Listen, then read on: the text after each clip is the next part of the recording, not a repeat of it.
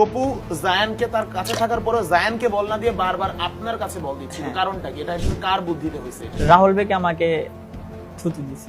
Direct Rahul Bheke এসে আপনাকে থুতু মারছে? বসুন্ধরার প্লেয়াররা বাইরের প্লেয়ারদের বল দেয় না, বসুন্ধরা সিন্ডিকেট করে, মানে এই ব্যাপারগুলো আসলে আপনারা কি দেখেন ফেসবুকে? বা বসুন্ধরা বাইরের প্লেয়ারদের মানে 27 ম্যাচে 1 গোল 2 অ্যাসিস্ট। তারা ধরেন আপনাকে এই ধরনের কমেন্ট করলো, যেসব ফ্যানরা, তাদের কি গালি দিতে মন চায়? আমি যদি বলি যে কাবরেরার আসলে থাকার ক্রেডিবিলিটি তো হারিয়ে ফেলেছে। ভারত ম্যাচে জয়ের পর থেকে উৎসব চলছে বাংলাদেশের ফুটবল নিয়ে, কিন্তু শুধুমাত্র এই উৎসব কিংবা এই আনন্দ নিয়ে বসে থাকলে হবে না, আমাদের আগাতে হবে সামনে। আর এই বিষয়ে আলাপ করব ফয়সাল আহমেদ ফাহিমের সঙ্গে, জাতীয় দলের উইঙ্গার, ফুটবলের খুঁটিনাটি সহ বর্তমান ফুটবল এবং ভবিষ্যতে আসলে কিভাবে আমাদের আগানো উচিত, এসব নিয়ে আলোচনা হবে ফাহিমের সাথে। ফাহিম, স্বাগত জানাচ্ছি স্টার প্লেতে। থ্যাংক ইউ সো মাচ ভাইয়া। ফাহিম, আমরা তো আসলে ভারত ম্যাচে জিতলাম, আসলে আপনাকে অভিনন্দন জানাতে হয়, দলের অংশ আপনি খেলেছেন। তো এই ম্যাচে আসলে আমি যদি বলি জয়টা আসলে কতটা দরকার ছিল? না, জয়টা অনেক বড় ইম্পর্টেন্ট ছিল। আর বাংলাদেশের মানুষকে, যেহেতু আমাদের অনেকগুলো হোম খেলা ছিল, বাংলাদেশের মানুষকে একটা জয় উপহার দিতে পারি নাই। সো আমার মনে হয় বাংলাদেশের মানুষকে জয়টা উপহার দেওয়াতে আরো ভালো হয়েছে। আমরা ইন্ডিয়ার সাথে ম্যাচটা উইন হয়েছি, এটা উইন হওয়াতে বাংলাদেশের মানুষ আরো বেশি হ্যাপি হয়েছে। ভারতের সাথে ম্যাচের আগে চাপ ছিল কতটুকু? না, আসলে ভারত ম্যাচের আগে আমাদের একটা খেলা ছিল, জানেন আপনারা সবাই, যে নেপালের সাথে। বাট জিতে জিতে লাস্ট টাইমে আমাদের ড্র হয়েছিল। বাট এটা তো অনেকটা আমাদের টার্গেট ছিল যে আমরা জয়টা নিয়ে আমরা ইন্ডিয়ার সাথে ভালোভাবে শুরু করব। বাট আনফরচুনেটলি হয় না এটা। বাট সবার ভিতর এটা ড্র হতে সবার ভিতর আরো ভালো মনোবল সৃষ্টি হয়েছে যে আমাদের আমাদের ইন্ডিয়ার সাথে জিততে হবে। হ্যাঁ, সো সবার ভিতরে একটা বিশ্বাস ছিল যে আমাদের হোমে খেলা, আর আমাদের জিততে হবে।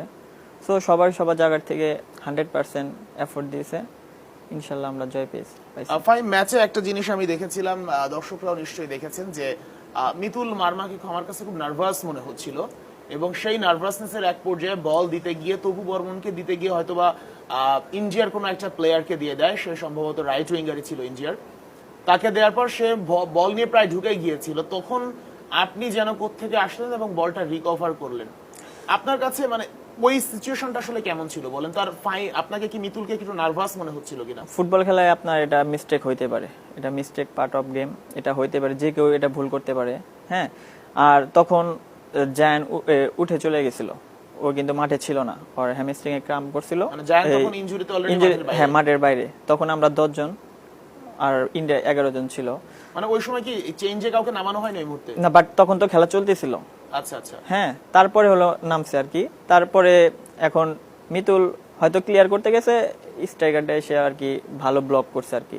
পরে যখন আমি মধ্যমাঠের একটু ইয়েতে ছিলাম, একটু সামনে ছিলাম আর কি, পরে আমি যখন দেখতেছি যে মিতুল মিস্টেক করতেছে, মানে মিস্টেক হয়েছে আর কি, এই পরে দেখি যে নাম্বার 16 এর কাছে বল, তখন আমি একদম 100 স্পিন দিয়ে আমি আর কি ওটা করছি আর কি। আচ্ছা, আমার একটা মানে জিনিস অবাক লাগছে, সেটা হচ্ছে আপনি তো উইঙ্গার। হ্যাঁ, ওই ম্যাচে তো লেফট উইং এ ছিলেন। হ্যাঁ, লেফট উইঙ্গার হিসেবে আপনি লেফট ব্যাকের জায়গায় আসলে কি করছিলেন ওইখানে আপনি? না, আসলে আপনার ফুটবলে তো প্রথমে তো আপনার দলকে আগে সাহায্য করতে হবে। ওখানে কি আপনি আগেই নেমে গিয়েছিলেন, নাকি আমাদের জায়ান উঠে যাওয়ার ফলে গ্যাপ তৈরি হওয়ার কারণে আপনি গিয়েছিলেন? মানে জায়ান তো তখন নাই, তখন অবভিয়াসলি আমার ওটা লেফট ব্যাকের কাজটা করতে হবে, কারণ আমার তো তখন আর অ্যাটাকের কোনো প্রয়োজন নাই। সো আমি ভাবছি যে, আর তবু ভাই আছে, আরো অনেক প্লেয়ার আছে, হামজা ভাই বলতেছিল যে তুমি এখন একটু লেফট ব্যাকের দিকে নামো, জায়ান তো নাই। মানে হামজা আপনাকে নামতে বলেছিল? হ্যাঁ হ্যাঁ হ্যাঁ, হামজা তো মানে ভাই কি আসলে হামজা চৌধুরী কি সব কি আগে থেকে বুঝে ফেলে? যে না ভাই, আসলে ম্যাচের ভিতর সবকিছু আগে থেকে রিড করে। কারণ আরো একটা যদি বলি, যে আপনাকে নামালো, আবার মিতুল মারমা সামনে চলে আসলো একটা টাইমে, তখন কোত্থেকে যেন উড়ে আসলো হামজা চৌধুরী, হেড দিয়ে ক্লিয়ার করলো। যে আমি একটু মজা করেই বলি, যদি মানে ফ্যানদের মাঝেও আলোচনা হচ্ছিল যে হামজা চৌধুরী শুধুমাত্র নেপাল ম্যাচে বিশেষ করে আলোচনা হচ্ছিল গোল পোস্টে খেলা বাকি আছে। তো ওই ম্যাচে আমরা দেখলাম যে গোলকিপারের কাজটাও করে দিল। উনি কি সবকিছু আগে থেকে বুঝতে পারে? না, আসলে ভাইয়ের কথা তো আর কি বলবো, ঠিক আছে, ভাই এক কথায় অসাধারণ, যতই বলবো শেষ হবে না ভাইয়ের কথা আর কি। আর ভাই এমন একটা মানুষ যে দলের উইনের জন্য উনি যে কোনো ইয়ের জন্য উনাকে উজাড় করে দিতে 100% প্রস্তুত। আচ্ছা, আমরা আরেকটা বিষয় নিয়ে আলাপ করতে চাই, যেটা নিয়ে আসলে খুব বেশি দর্শকদের মধ্যে আলোচনা হয়েছে। যেহেতু আপনি তপু বর্মনের কথা বলছিলেন এবং জায়ান আহমেদের কথা বলছিলেন, আমরা খেয়াল করেছি দর্শকরা বলছিল জায়ান আহমেদ কে তপু বর্মন বল দিচ্ছেন না। আপনি ছিলেন রাইট উইং এ নেপাল ম্যাচে, তপু জায়ানকে তার কাছে থাকার পরেও জায়ানকে বল না দিয়ে বারবার আপনার কাছে বল দিচ্ছিল, কারণটা কি? এটা আসলে কার বুদ্ধিতে হয়েছে? না, এটা আসলে কারো বুদ্ধি না, এটা হলো আমাদের মানে আমাদের যে গেমের যে ফরমেশনটা, আমাদের কি হাভিয়ার কাবরেরার প্ল্যান ছিল? হ্যাঁ, এটা আমাদের সবসময় বিল্ড আপ হবে আমাদের রাইট সাইড দিয়ে। আপনি কি আপনার আগের ম্যাচগুলো আপনি খেয়াল করলে দেখবেন যে আমাদের যত বিল্ড আপ হয়েছে সবগুলোই রাইট সাইড দিয়ে। হ্যাঁ, আর জায়ানকে শুধু বলা হয়েছে যখন এই পাশে যখন বল থাকবে তখন তুমি উইং এর কাজটা করবে। আর জায়ানের মেন ইটাই ছিল উইং প্লাস লেফট ব্যাকের ইটা আর কি। হ্যাঁ, ও যায় শুধু ক্রস করবে যদি বল পায় আর কি। হ্যাঁ, আর সবকিছু হবে রাইট সাইড দিয়ে আর কি, বিল্ড আপ থেকে শুরু করে অ্যাটাকের যত কিছু হবে সবকিছু। আপনি আপনার কাছে কি মনে হয় না যে জায়ানকে যদি বলের ডেলিভারিটা বেশি পেতো তাহলে